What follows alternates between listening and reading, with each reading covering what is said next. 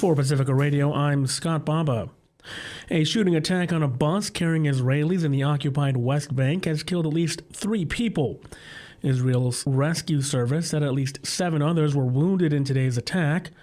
Violence has surged in the West Bank since Hamas's October 7th attack out of Gaza ignited the ongoing war there. The attack occurred in the Palestinian village of Al Funduq on one of the main east-west roads crossing the territory. The military said it's looking for the attackers, and Prime Minister Benjamin Netanyahu vowed to, quote, settle accounts with them and with everyone who assisted them. Hamas praised the attack in a statement but did not claim responsibility for it. Meanwhile, Israel has helped a former soldier leave Brazil after legal action was initiated against him by a group accusing Israelis of war crimes in the Gaza Strip, based in part on soldiers' social media posts.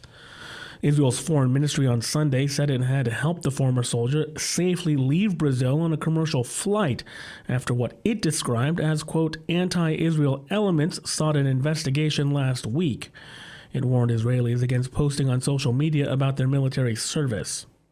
The Hind Rajab Foundation, named for a 5-year-old Palestinian girl killed in Gaza, said Brazilian authorities had launched an investigation into the soldier after it filed a complaint based on video footage, geolocation data, and photographs showing him taking part in the demolition of civilian homes. The Brazil case raised the prospect that rank-and-file Israeli troops could also face prosecution while abroad. Throughout the war, Israeli soldiers have posted numerous videos from Gaza that appear to show them rummaging through homes and blowing up or burning residential buildings. In some, they chant racist slogans or boast about destroying the Palestinian territory. U.S. Secretary of State Antony Blinken is on his last expected trip as the top U.S. diplomat, visiting Asia and Europe. Charles de Ledesma reports. Secretary of State Antony Blinken is on what's expected to be his final overseas trip in office. He's met with officials in South Korea. At a news conference, Blinken highlights concerns over deepening ties between Russia and North Korea. This is a two-way street.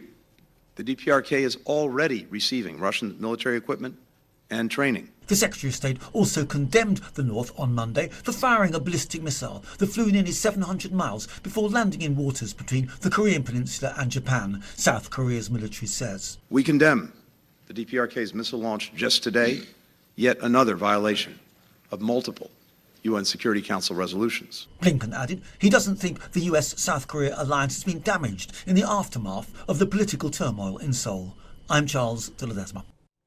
Meanwhile, Blinken said he hopes to see a ceasefire deal in Gaza signed within the next 2 weeks. Trent Murray reports. Arriving in South Korea as part of his final overseas trip as America's top diplomat, Secretary Blinken said the Biden administration was, quote, very much wanting to bring this over the finish line in the next 2 weeks in the time we have remaining. His comments come amid reports the Biden administration is reportedly renewing its efforts to get a deal done before President-elect Trump returns to the White House on January 20. Ceasefire talks have been held in recent days in Doha, with Israeli media reporting cautious optimism that a deal could be close. Trent Murray, Tel Aviv. The United States Congress plans to convene during a snowstorm today to certify the 2024 election results for President-elect Donald Trump. January 6 is the date required by law, but the legacy of January 6, 2021 hangs over today's proceedings, as the Republican who tried to overturn the previous election is legitimately returning to power. Ed Donahue reports. Congress is scheduled to certify the results of the 2024 presidential election today. President Biden says January 6th is about counting votes and ensure a peaceful transfer of power. Congress will convene in a snowy Washington, D.C. to certify Donald Trump's victory in November. The session is presided over by the candidate he defeated, Vice President Kamala Harris. 4 years ago, we're going to walk down to the Capitol. The president says it was a much different scene. Last time this occurred, this transfer of power, the losing party never even showed up. Never even showed up and everybody understandably says to me, why are you being nice, Joe? Why did you have him over to the office for 2 hours? Why are you cooperating? Because the rules matter. The institutions matter. The safeguards matter.